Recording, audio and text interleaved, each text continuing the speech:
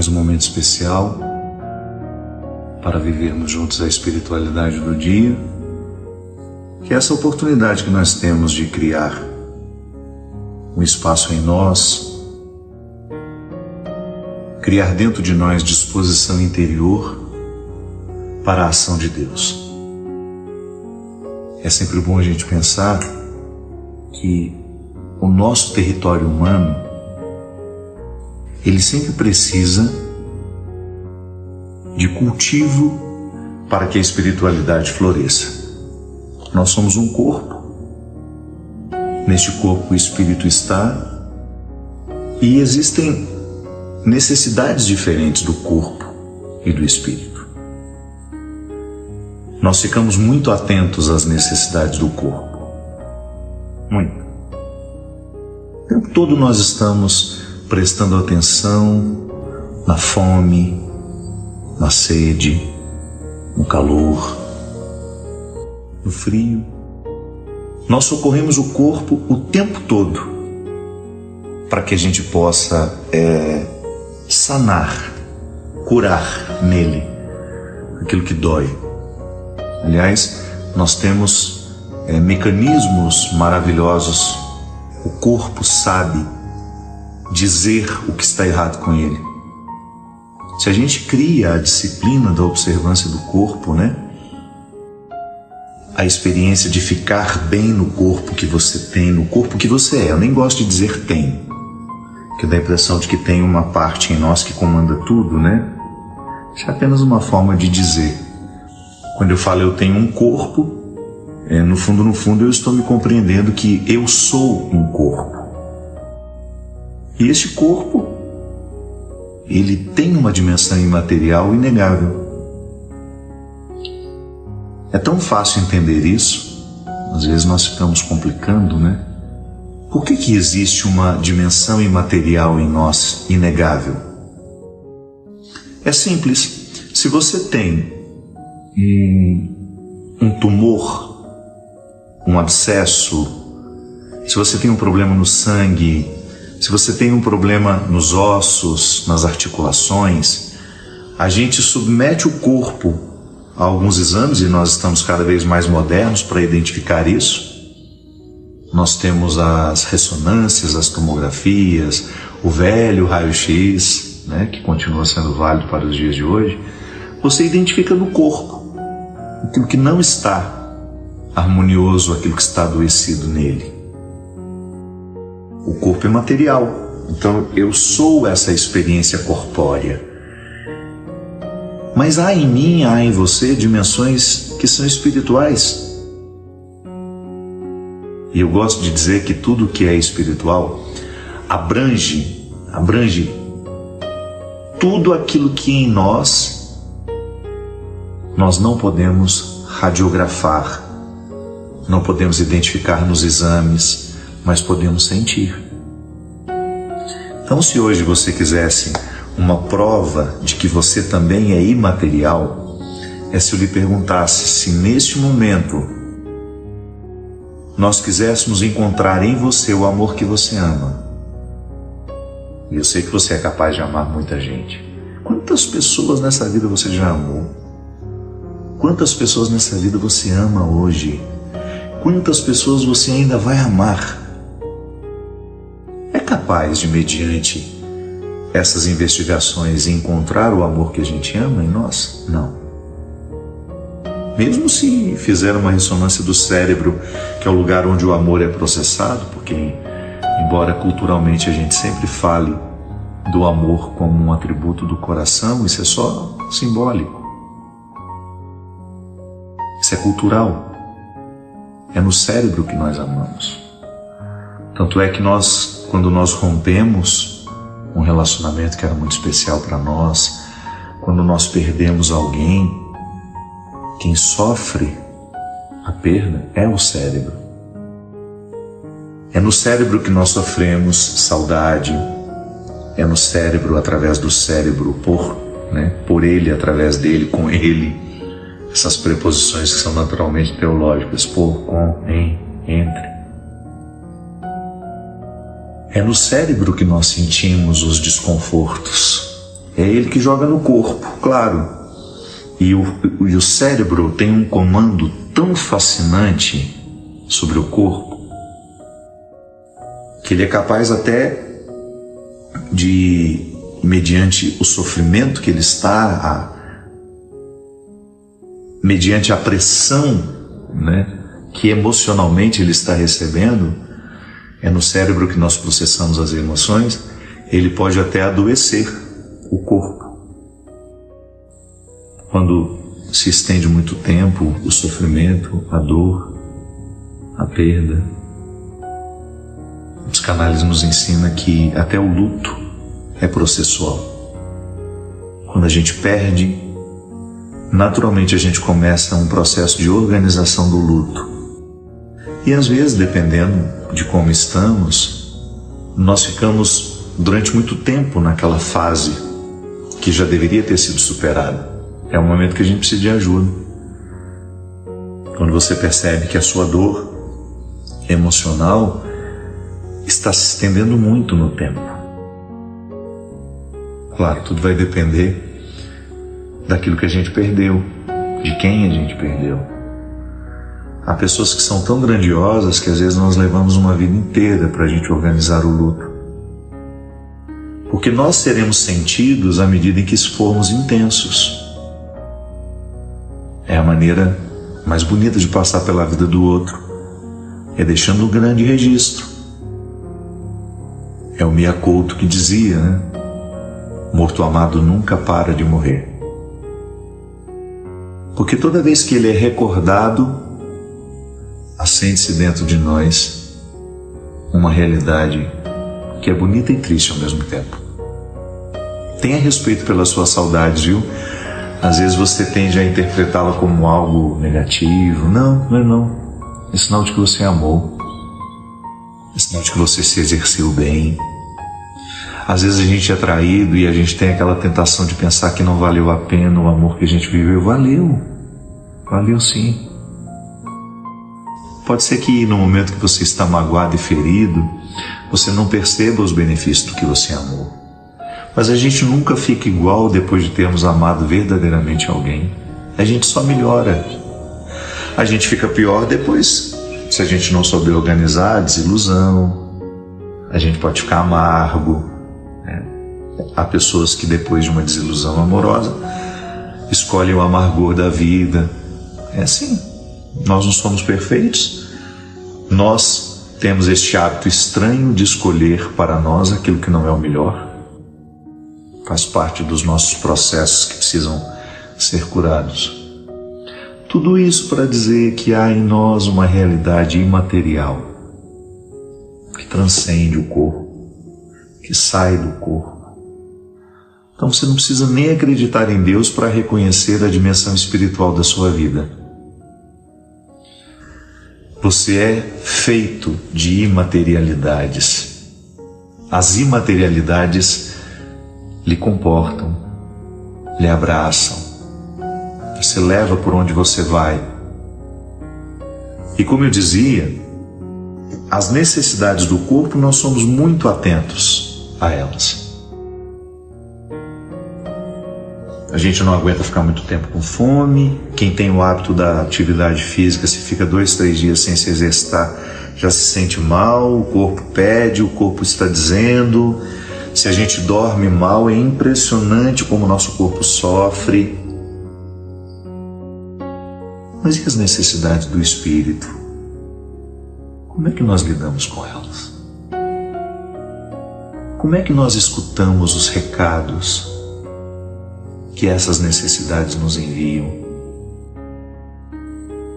Nós temos a destreza de saber identificar quando existe, por exemplo, um mal-estar físico. Quando você identifica que não tem nada errado com o corpo. Faz exames, busca, realiza uma pesquisa minuciosa e de repente você identifica que não há absolutamente nada errado com o seu corpo. Que aquilo que está sendo solicitado vem de um outro lugar que não é físico, não é material. é espiritual. É tão interessante, minha gente, quando a gente começa a aprender a fazer a leitura das necessidades espirituais, quando você sabe exatamente dizer para você mesmo, ou até mesmo ajudar outras pessoas, isso que você está sentindo, embora esteja se manifestando no seu físico, é uma necessidade espiritual. Você fica atento, você administra, ou melhor, desenvolve, porque essa destreza nós já temos, nós só precisamos desenvolver. Eu acredito, sabe, a minha antropologia é essa, eu acredito que tudo já nos foi dado.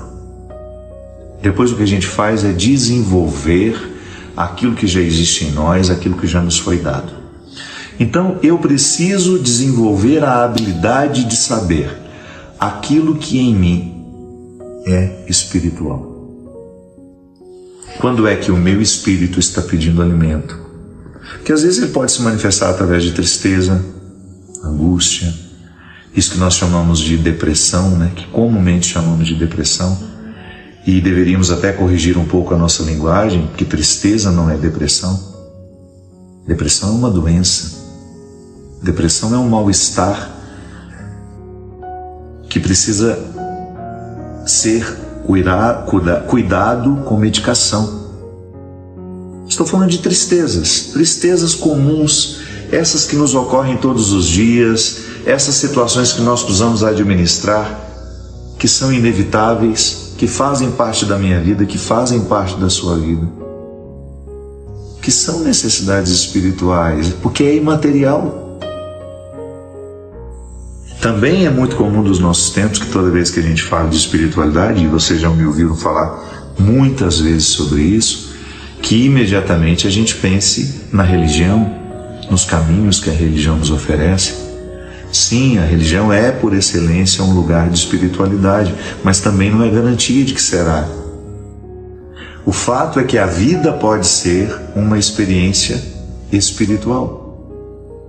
E você ficar atento para identificar aquilo que hoje está doendo em você, que tem lá na raiz. Se você for buscar lá no motivo primeiro, o que você encontra? Uma necessidade espiritual. Quais são as necessidades espirituais? São Paulo distinguiu bem a vida da carne da vida do espírito, que embora seja só pedagógico, né? Porque nós experimentamos tudo junto. Uma hora nós vamos fazer uma espiritualidade do dia para distinguir esses frutos. É que hoje o evangelho que eu peço licença a quem não é católico, peço licença a quem não é cristão, a gente sabe que o evangelho, as palavras de Jesus são sempre muito bem-vindas em qualquer lugar, né? Jesus, para nós cristãos, o nosso Salvador, Ele nos salva da ignorância, Ele nos salva da vida sem qualidade. E é lindo a gente pensar isso. Como é que Jesus nos salva? Quando Ele nos faz pensar de maneira mais elevada.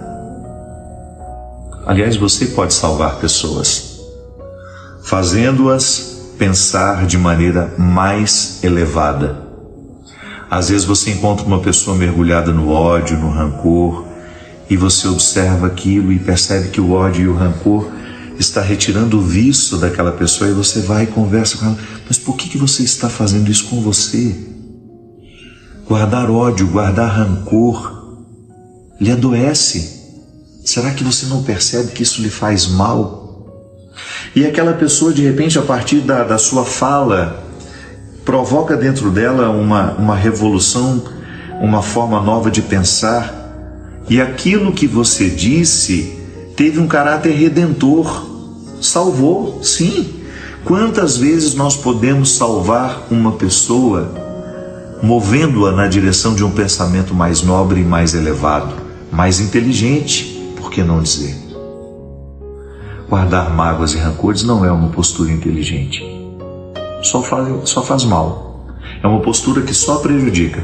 Então, de repente, quando você vai e conversa com aquela pessoa e mostra para ela que aquilo que ela está fazendo com ela não é justo, você está salvando. Então, a palavra de Jesus que nos salva Jesus o tempo todo é o meu Salvador, aquele sacrifício na cruz, uma vez realizado, ele abrange toda a minha vida.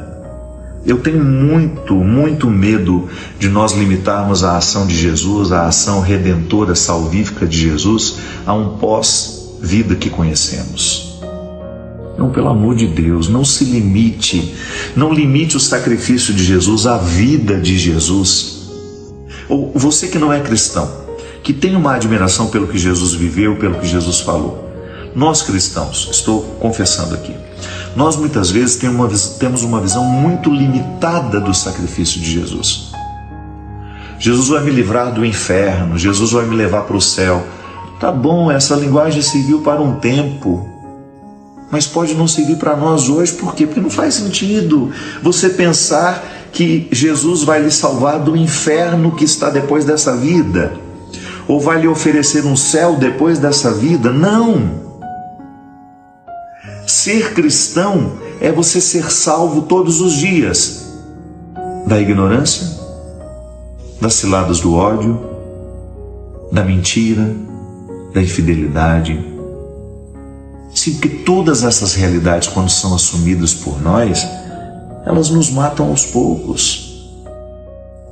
E quando eu, movido pelo conselho de Jesus a não guardar dentro de mim o ódio, a não ser um praticante da injustiça, a não ser um homem mentiroso, a não ser um homem que engana, a não ser uma pessoa que rouba, que expolia o que é do outro, que fala mal do outro, que julga. E Jesus tem uma sequência de conselhos práticos que nos salvam diariamente. É por isso que em algumas pessoas a religião não produz efeito nenhum, porque ela se limita a ser um preparatório para a eternidade. E a pessoa nunca se apercebeu que a grande riqueza do Evangelho já começa aqui, nessa vida que nós temos. À medida em que Jesus entra na minha vida, entra na minha história, a sua palavra entra na minha mente e transforma a minha mentalidade, eu sou um homem que passa a se favorecer mais. Ainda agora há pouco eu conversava com o Marcelo e nós falávamos sobre isso. Toda vez que nós ficamos pessoas melhores, antes de beneficiar os outros com a nossa mudança, quem verdadeiramente, essencialmente está sendo beneficiado somos nós. Porque quando nós somos pesados para nós, consequentemente nós somos pesados para os outros. Mas você está sendo pesado para você. Eu, quando insisto nos meus defeitos, nas minhas mazelas, quando eu fico aqui cultivando o que eu tenho de pior, eu viro um peso para mim. E quando eu sou um peso para mim, eu perco a qualidade da vida. Por isso que nós falamos que é tão importante a gente estar atento às necessidades do espírito, da alma, da mente. Chame da maneira como você quiser. Eu gosto de falar espiritual, porque quando eu falo espiritual, na minha cabeça eu estou recrutando o meu conceito de alma. Eu sou corpo, sou alma. Mas essa alma, esse corpo físico, tem um lugar, tem um cérebro que é capaz de me dar 1000 possibilidades, infinitas possibilidades. Tanto é que a gente só usa umas porcentagens dele, que nós chamamos de mente, que é o poder que eu tenho de controlar. Quanto mais evoluído eu estiver, maior será o controle da mente, maior será a minha capacidade de utilizar dos poderes da mente. Há pessoas que movem objetos pelo poder da mente. Há pessoas que são capazes já de se autocurarem de dor, conseguem ter um controle tão impressionante de si mesma que são capazes de controlar a própria dor. Há pessoas mais evoluídas do que nós. Então nós estamos falando disso. Quando eu falo das minhas necessidades espirituais, eu estou abrangendo tudo aquilo que na minha vida me dá condições de ser um homem melhor. Como? Através das minhas escolhas, através daquilo que eu construo, daquilo que eu deixo. Sim, porque às vezes nós temos uma visão muito positiva. A gente acha que construir é somente trazer, assumir, querer, né? Não. A construção também consiste em deixar partir, em abrir mão, em você honestamente olhar para tudo aquilo que está diante de você e dizer: isso aqui me diz respeito.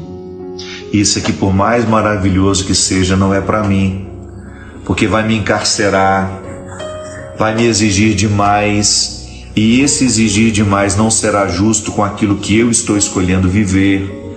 Quantas pessoas escolhem ganhar menos assim? Optam por viver melhor. Então, espiritualmente, eu vou fazendo as minhas escolhas. E é tão maravilhoso, minha gente, quando você começa a perceber que a fé na eternidade lhe inspira um cuidado com a vida térrea. Não é alienada. A nossa fé cristã não pode ser alienada. Se for alienada, não é cristã. Porque Jesus não foi alienado. Jesus não foi um homem alienado. Sim, porque quando nós falamos da manifestação divina, a encarnação do Verbo no homem Jesus, nós estamos falando de tudo o que ele viveu, inclusive humanamente. Jesus não foi um religioso alienado. Ele não viveu a sua religiosidade de forma alienada, pelo contrário. Tinha uma percepção maravilhosa do pecado. Tinha uma percepção generosa da fragilidade do outro. Nunca usava a fragilidade do outro para envergonhá-lo, ou para sentir-se melhor que alguém. Não. Jesus passou entre nós inspirando vida nova. Ele olhava para aquela prostituta que estava desacreditada de todos, jogada ali naquele chão, naquela humilhação, naquela miséria, e convencia aquela mulher a sair daquele estado de vitimismo, ou até mesmo daquele estado de condenação que ela estava aceitando. E soprava no ouvido dela um novo mandamento: volte a se amar. Você já deve ter me escutado falar isso. Hoje eu atendo menos confissões. Na época que eu atendia muito, toda vez que eu tinha a oportunidade de absolver sacramentalmente os pecados de alguém, eu gostava de me imaginar dizendo: volte a se amar. Sim, o pecado traz tanto autodesamor. Pode observar como que os nossos ciclos viciosos de erros vão expulsando o nosso amor próprio. Como os nossos fracassos, quando não bem vividos, quando não bem interpretados, eles se transformam num obstáculo à nossa capacidade de cuidar de nós mesmos. Quantas vezes? Seja capaz de reconhecer para você. Às vezes a gente tem dificuldade de reconhecer para o outro, mas também para nós. Quantas vezes você foi o seu pior algoz? Quantas vezes você se desprezou terrivelmente? Fez consigo aquilo que você nunca gostou que os outros fizessem, te humilhassem, te desprezassem, e você fez. Os piores tratamentos, quem nos oferece não são os outros, somos nós mesmos. Eu sou a pessoa que mais me despreza, eu sou a pessoa que menos acredita em mim. E aí eu reclamo: vocês não acreditam em mim, vocês não me dão uma oportunidade. Mas você acredita em você? Você se dá a oportunidade? Nós temos uma facilidade enorme de projetar para fora aquilo que nós estamos vivendo interiormente. Quem muito se despreza, pouco se ama. Não sobra tempo para se amar. Então, quando eu preciso passar no crivo as escolhas que eu estou fazendo, eu vou esbarrar o tempo todo nisso, em situações que muitas vezes expressam o meu desamor pelos outros, mas sobretudo por mim. O Evangelho de hoje, voltamos aqui, eu comecei a falar e fui multiplicando a conversa, é um Evangelho muito conhecido de nós cristãos. É uma historinha muito simples, mas que nos ensina muito. É uma história que nós já ouvimos muitas vezes, mas que valeria a pena lembrar. Jesus fala assim: O reino dos céus será semelhante a 10 virgens que tomaram suas lâmpadas e saíram no encontro do esposo. Saíram ao encontro do esposo. 5 delas eram insensatas e 5 prudentes.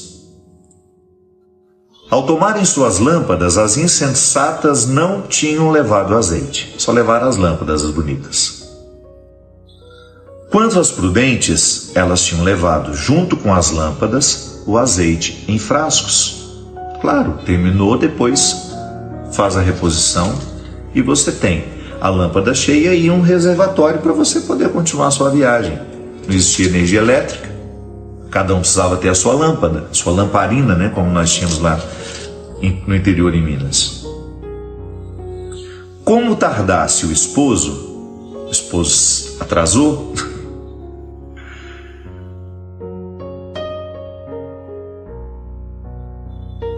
todas elas sentiram sono e adormeceram. O homem demorou, todo mundo caiu no sono e dormiu. Então, no meio da atrasadas, deixaram tudo de última hora, o esposo chegou, as que estavam entraram com ele na sala do festim nupcial e a porta foi fechada. Finalmente chegam por sua vez as outras virgens e dizem: Senhor, abre-nos a porta. Mas ele respondeu: Em verdade vos digo, não vos conheço. Vigiai, pois porque não sabeis nem o dia nem a hora. Essa história pode parecer um pouco estranha do ponto de vista cultural, porque nós não temos essa história de um esposo para muitas noivas. Eu só quero que você se atente ao fato de que nós podemos nos colocar dentro desse evangelho assim. Todos nós fomos convidados a uma grande recepção, a uma festa. Só que para chegar a este lugar da festa, nós vamos precisar esperar por um guia. Nós não sabemos chegar sozinhos. O guia se atrasou, uma parte de nós se preparou bem para a viagem, como lá em Minas a gente se prepara bem, os mineiros que estão me acompanhando sabem muito bem como nós preparamos uma viagem. A gente começa já a fazer aquela farofa de pescoço de frango umas 3 dias antes. Me lembro? Quando a gente vinha para Aparecida do Norte, em Romaria, meu Deus do céu, mas nossa viagem a gente começava a preparar uma semana antes. Mas tem aquele grupo que não está nem aí, fica fazendo outras coisas, e não, está na hora de ir. E sai somente com o óleo que existe naquela lamparina. Quando na verdade o caminho é longo, precisaram parar para esperar o guia, e quando o guia chegou, elas não tinham o suficiente para darem continuidade à viagem. Num primeiro momento, o Evangelho parece que vai nos fazer pensar assim: mas não seria mais generoso dessas que têm a reserva dividir um pouco com as outras? Mas Jesus já assim, imediatamente já nos livra dessa imposição da caridade, porque às vezes as pessoas nos impõem a caridade assim, exigindo o injusto. Não seria justo com aquelas que foram prudentes. E Jesus não tem nenhum receio em dizer: aquelas que se prepararam para a viagem não tinham a obrigação de passar o conteúdo do que elas haviam reservado, porque passando para outra, iria faltar para ela. Gente, isso é tão revolucionário, isso é tão libertador. Nós estamos falando justamente sobre isso daqui. Quantas vezes nós queremos oferecer para o outro o que não é de direito nosso oferecer? Quantas vezes nós queremos corrigir a imprudência do outro, retirando-nos o direito de fazer o que é certo, aquilo que nós nos preparamos? Sim, porque eu poderia muito bem ser generoso e depois ficar no escuro e não conseguir chegar ao local. De não conseguir, porque o meu guia me atrasou, ele se atrasou, não chegou no tempo, eu não fui, não consegui. Fiquei no meio do caminho com aqueles que não se prepararam. Interessante porque uma das regras do bem viver é estar constantemente preparado para aquilo que a vida vai lhe pedir. E eu sei que é muito fácil na vida a gente assumir uma postura de que nós seremos sempre carregados pelos outros. Eu acho que você convive com gente assim. Eu acho que você já passou pela experiência de ter que lidar com aquela pessoa que nunca faz a sua parte e sempre espera que nós façamos por ela. Já começou assim lá na escola, quando a gente tinha aquele grupo de trabalho onde 2 ou 3 se dedicavam muito e o restante só colocava o nome. Quantas vezes nós somos escravizados assim? Às vezes até para sermos queridos. Em muitos momentos isso acontecia. E nós podemos reconhecer. Em muitos momentos nós carregamos os nossos chupins porque a gente queria ter um pouco da amizade deles. Então fazer o trabalho por eles era uma forma da gente, uma ilusão, uma bobagem. Mas quantas vezes na nossa vida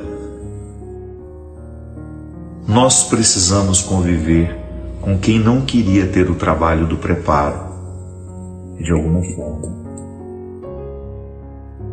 E eu sei que religiosamente, muitas vezes nós fomos educados para entender que nós precisamos fazer pelos outros o tempo todo.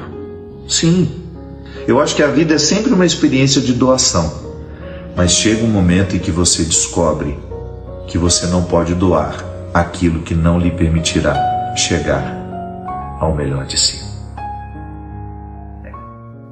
Há coisas que eu não tenho como dividir. É meu. Eu me preparei para aquilo. Há coisas que você não sabe, não pode, não deveria nunca dividir, porque é o resultado do que você se empenhou.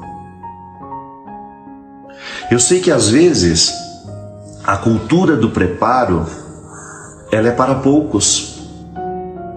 Eu nunca me assustei com números dos que competem. Por exemplo, você vai fazer um vestibular, quantas vezes eu escutava isso? São 15 mil candidatos para cada vaga.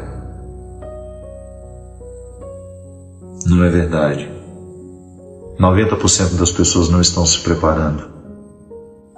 90% das pessoas se limitam a um exercício de mediocridade absurdo. Um deslocamento com só 10% do óleo para chegar do outro lado.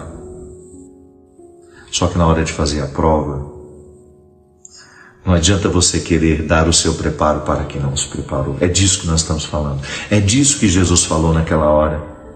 Porque no primeiro momento pode dar a impressão de que Jesus está nos ensinando o dizê-lo. Algo que se coloca até contrário ao que ele nos ensinou. Que ele nos disse: não há prova maior do que dar a vida pelo próprio amigo. Tá bom, mas até na doação há um limite, porque é como você querer dar um remédio para um doente que já decidiu morrer. Há buscas que vão lhe colocar num estado de muita solidão, que você não tem como incluir o outro. É aquela velha história, o casamento ele só pode dar certo quando as duas partes lutam por ele. Não adianta a mulher levar a vida inteira a reserva do óleo do marido. Não adianta. Essa caminhada é pessoal. No amor entre duas pessoas dentro de uma casa, construindo uma família, a primeira coisa que se pede é isso. Equidade. Olha, somos diferentes. Vai ter momentos em que você vai estar mais fortalecido do que eu, mas nunca deixe de levar a sua reserva, tá? Não imponha sobre mim a responsabilidade de levar a reserva que lhe cabe levar. É disso que Jesus está falando. Cada um de nós precisa viver o seu preparo, porque nessa eternidade você não vai chegar acompanhado. Não.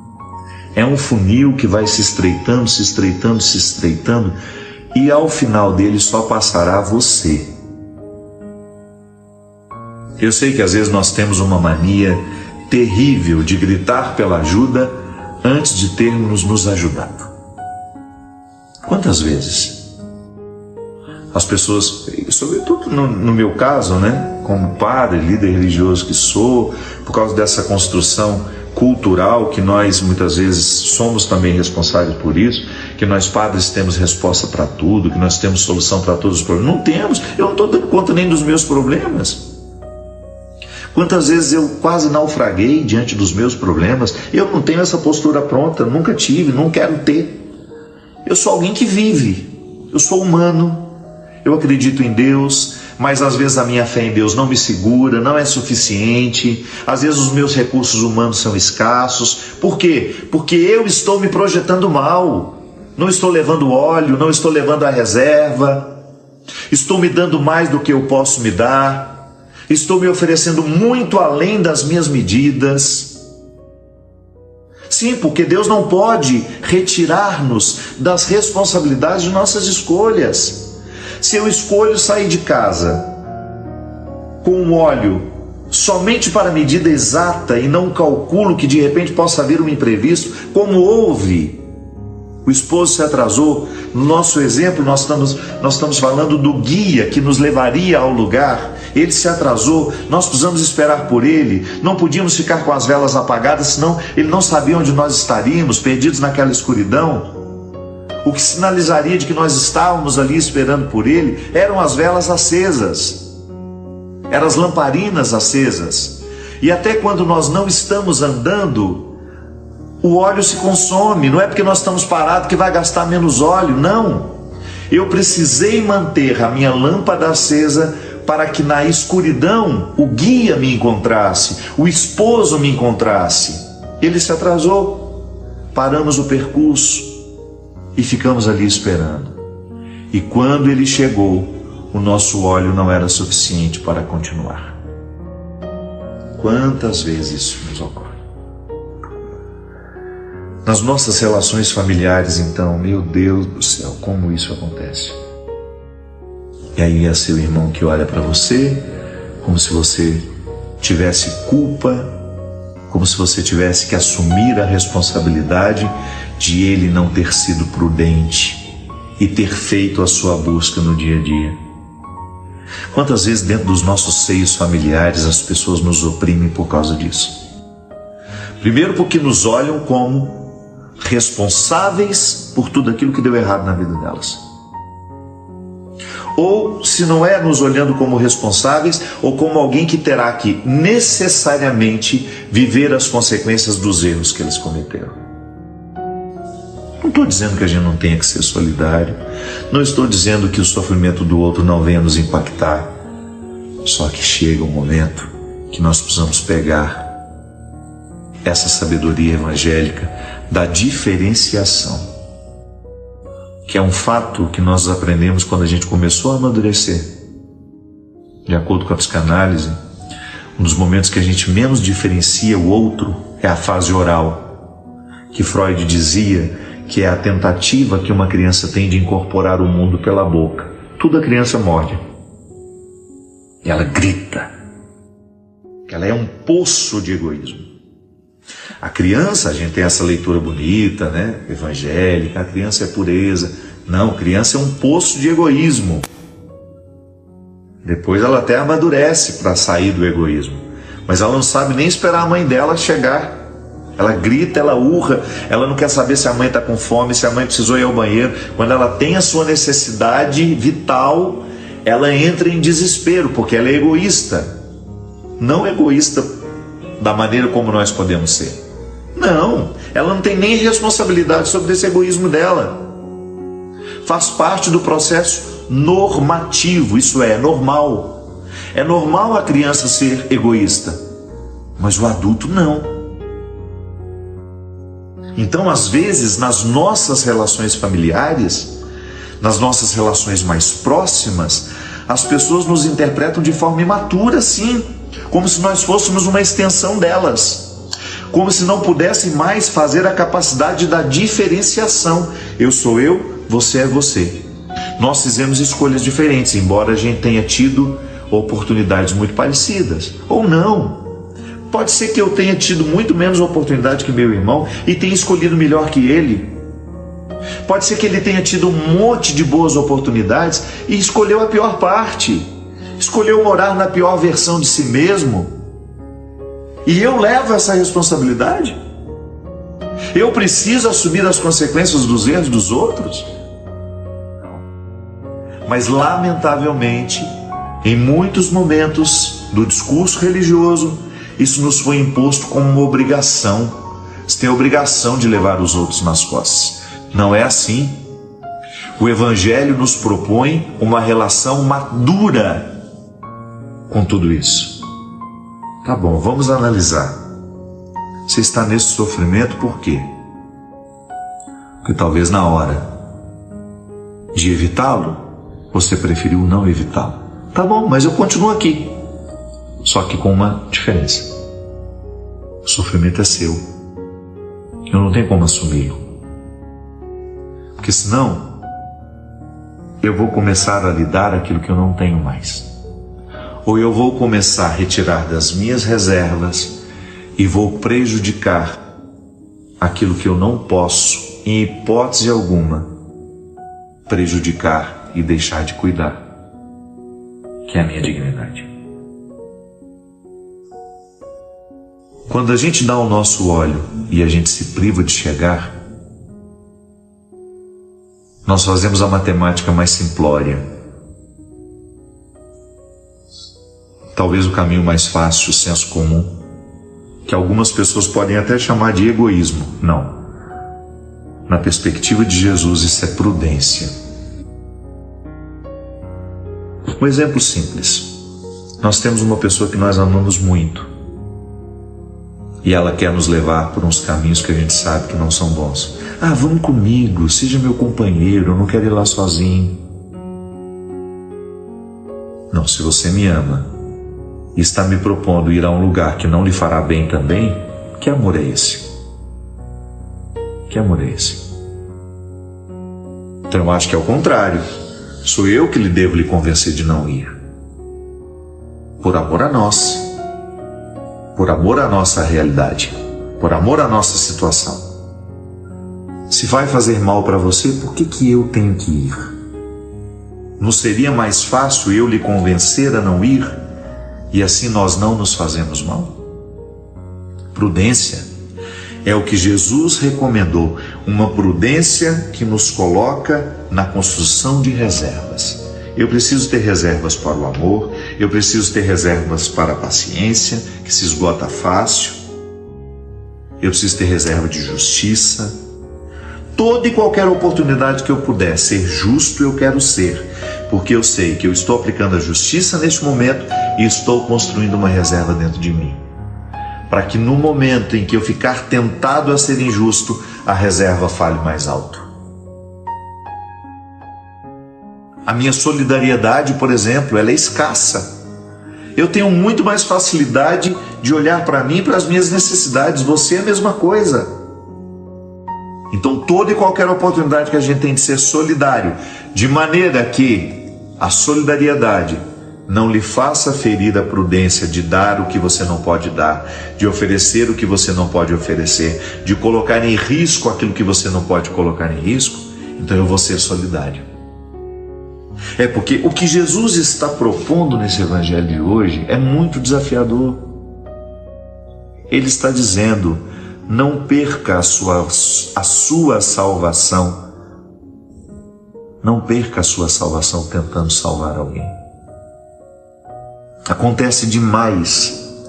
O que está perdido nos leva junto. Tão mais fácil o que está perdido fazer muitos outros ficarem perdidos do que o que está salvo resgatar os que estão perdidos. Então, não abra mão, não negocie aquilo que você sabe que trará condenação na sua vida. Ah, nós somos muito amigos, vamos usar uma droguinha juntos aqui só para você ver como é, pra você entender um pouco o meu mundo. Não. Não abro mão. Não abro mão daquilo que já está salvo em mim. Sou um homem sem vícios. Para que eu vou cavar um vício na minha vida? a prudência que gera reservas. O tempo todo. Às vezes, minha gente, e volta ao início, já quase terminando. Passa rápido, né? Às vezes, a busca pela salvação, a busca pela vida saudável, vai exigir de nós caminhos muito difíceis. Reformulações, reinterpretação do papel do outro na nossa história. E quando nós não fazemos isso, nós vamos ficando cansados.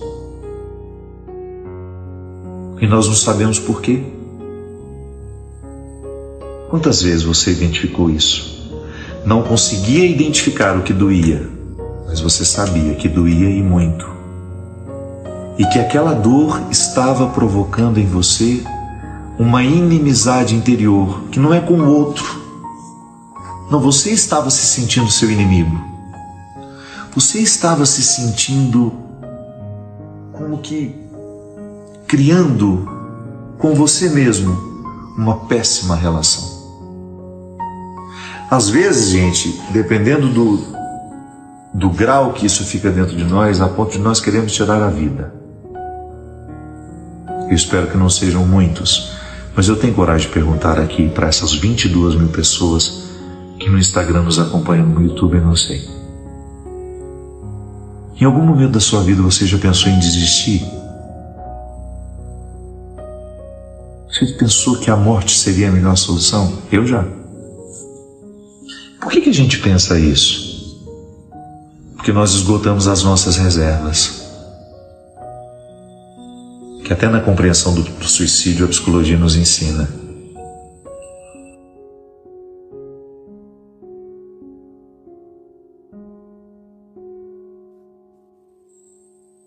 Nós esgotamos a nossa serotonina, nós esgotamos a nossa endorfina, nós esgotamos todas as químicas do bem-estar com nossos estilos de vida, com as nossas rotinas cansativas, com os nossos relacionamentos desgastados.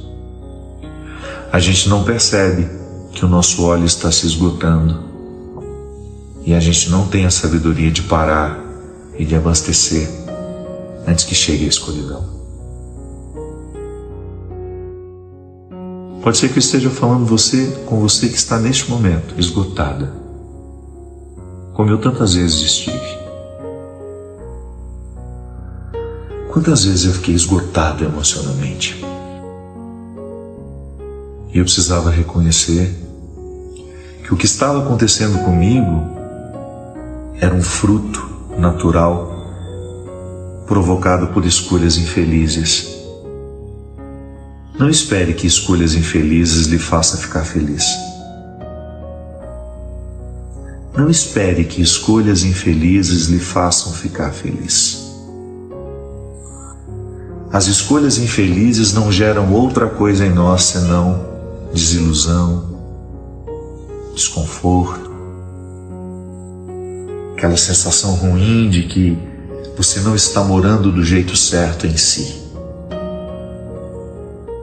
Quantas vezes o seu esgotamento foi provocado porque você assumiu a sua família, você assumiu os problemas da sua família e você não aprendeu essa lindeza evangélica que é você se diferenciar, não para se sentir melhor que ninguém, é para distribuir as responsabilidades de um jeito justo e certo. Eu amo a minha família, eu amo os meus irmãos, mas eu não sou responsável pelos problemas deles.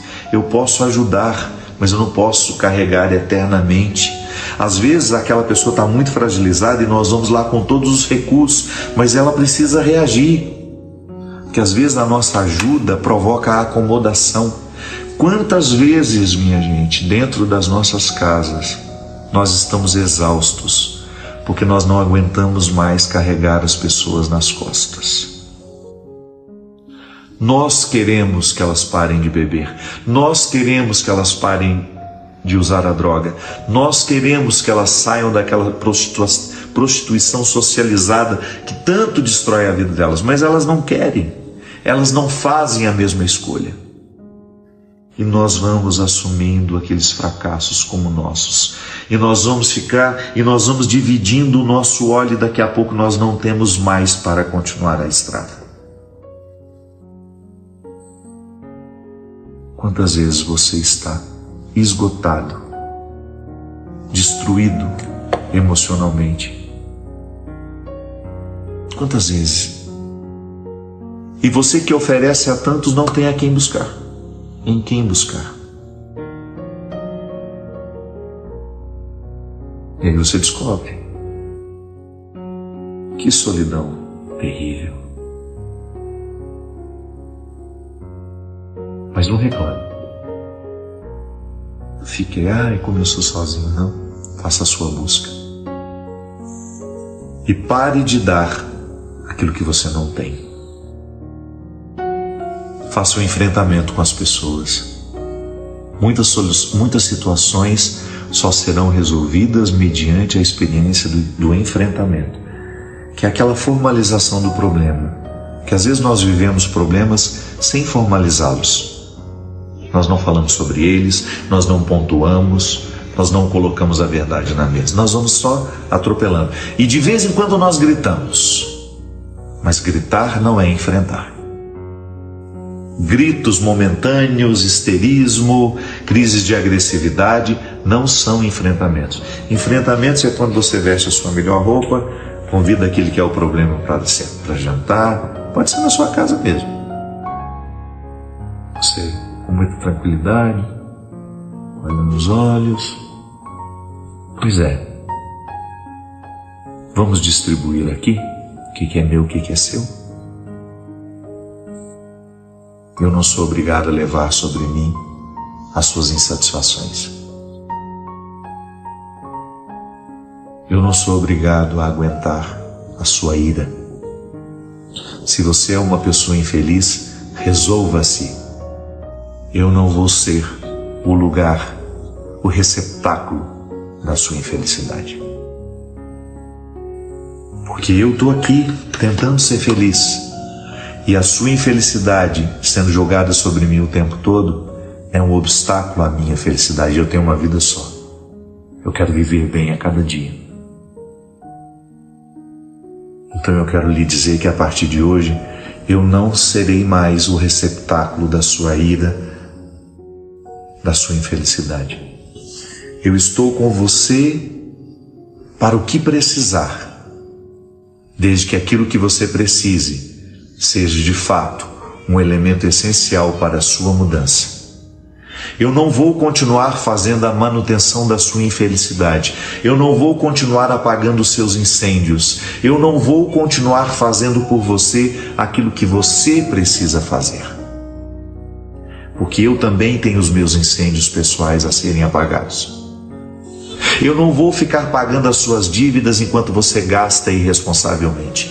Eu também tenho os meus sonhos a serem realizados. E muitas vezes eu pisei em cima dos meus sonhos porque você foi irresponsável e julgava a sua irresponsabilidade para cima de mim. Eu não farei a manutenção daquilo que em você é doentio. Eu não vou pagar a fatura da sua imaturidade emocional, porque eu não tenho obrigação. Embora nós tenhamos o mesmo sangue, embora estejamos casados, embora sejamos irmãos uns dos outros, eu não tenho a obrigação de ficar pagando aquilo que você não pagou diariamente. Isso é enfrentamento.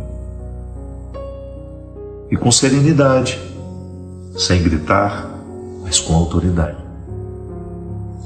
Eu sei que na cabeça de muitos de nós a autoridade é grito. Não. A autoridade é firmeza na voz, é decisão.